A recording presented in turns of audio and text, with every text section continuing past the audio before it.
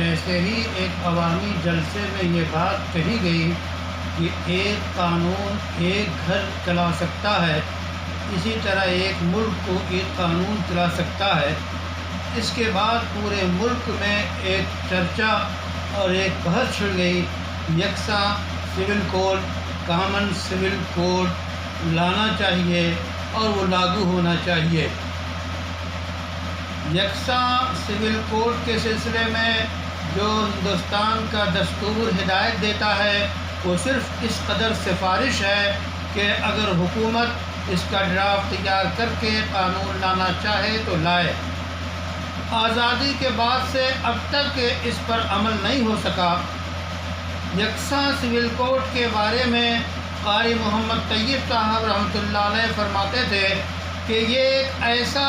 لباس ہے جو بڑے بوڑھے چھوٹے عورت مرد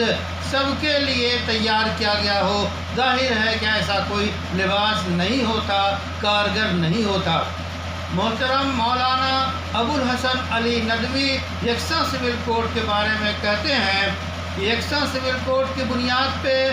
اتحاد قائم کرنے کی کوشش کرنا یا نافذ کرنا بچکانہ حرکت ہوگی۔ ایک بچہ بھی یہ بات نہیں سوچ سکتا۔ راؤ امبیڈکر نے یہ بات کہی کہ اگر کوئی حکومت اس کو نافذ کرنا چاہے تو ایک درجے پاگل پن ہو سکتا ہے۔ تو یکساں سول کوڈ عملی طور پہ اگر دیکھیں تو ہندوستان میں ہزاروں تہذیبیں، ہزاروں نت نئے طریقے ہیں، اپنے اپنے رواج اور مذہب کے مطابق لوگ عمل کرتے ہیں۔ ان سب کو ایک قرار دینا ایک طرح کی بے چینی اور ایک طرح کی ہلچل مچی ہوئی ہے۔ خود ہندوستان کے مختلف ریاستوں کے قوانین الگ الگ ہیں اور ملک چل رہا ہے۔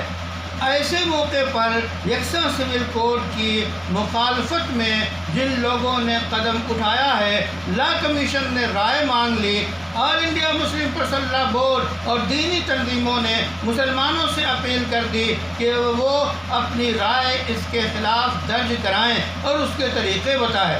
بلکہ آل انڈیا مسلم پرسنل لا بورڈ نے سکھ کمیونٹی سے رابطہ کیا۔ اسی طرح مختلف مذاہب کے لوگوں سے رابطے کر کے رائے ہموار کی جا سکتی ہے۔ لیکن سوال جہاں تک اس بات کا ہے کہ لا کمیشن میں شکایت درج کرانے کے بعد جتنی بڑی تعداد میں شکایتیں پہنچیں گی وہ شکایتیں اور اس کے ساتھ ساتھ پورے ملک میں اور ملک کی جو ہے دائیں بازو کی حکومت جو ہے اگر اس کو نافذ کرنا چاہے تو اس کے پاس جو ہے 100 طریقے ہیں اور اس طرح اپنی پارلیمان میں لا کر بل پاس کر کے جس طرح طلاق کے مسئلے میں مسلم پرسنل لا بورڈ کی مخالفت کے باوجود طلاق کے خلاف فیصلے کیے گئے، اسی طرح اور بھی فیصلے بابری مسجد کے سلسلے میں بھی فیصلے کچھ ایسے ہوئے ہیں کہ ایک طرف تو یہ تسلیم کیا گیا کہ بابری مسجد کو ڈھانا جرم ہے، بابری مسجد مندر ڈھا کر نہیں بنائی گئی ہے اور جن لوگوں نے ڈھایا وہ مجرم ہے، اس کے باوجود وہ ایک فریق کو دے دی گئی۔ تو یہ فیصلہ ہو، طلاق کے بارے میں فیصلہ ہو یا پھر یکساں سول کوڈ جو اس وقت خاص انداز میں اٹھایا گیا مسئلہ ہو، یہ ملک کے لیے کتنا مفید ہے، کتنا مضر ہے، اس سلسلے میں ملک کے شہری فیصلہ کریں گے۔ ملک کے شہریوں کو چاہیے وہ ہندو ہوں، مسلم ہوں، سکھ ہوں، عیسائی ہوں، پارسی ہوں یا آدیواسی ہوں یا مختلف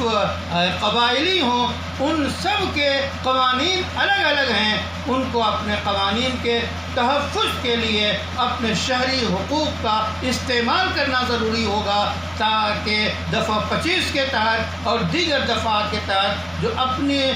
مذہب کے مطابق عمل کرنے کی جو اجازت دستور ہند دیتا ہے اس کے تحت رہتے ہوئے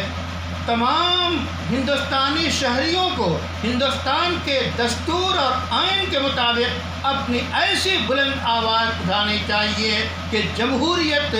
باقی رہے، قانون باقی رہے، یکساں سول کوڈ لچر ہو کر غبارے کی طرح اس کی ہوا نکل جائے اور دستور ہند کے مطابق ہر شہری یکساں حقوق کے ساتھ جو اسے حاصل ہیں ہندوستان کی ترقی کے لیے کوشاں رہیں، امن و امان قائم رہے۔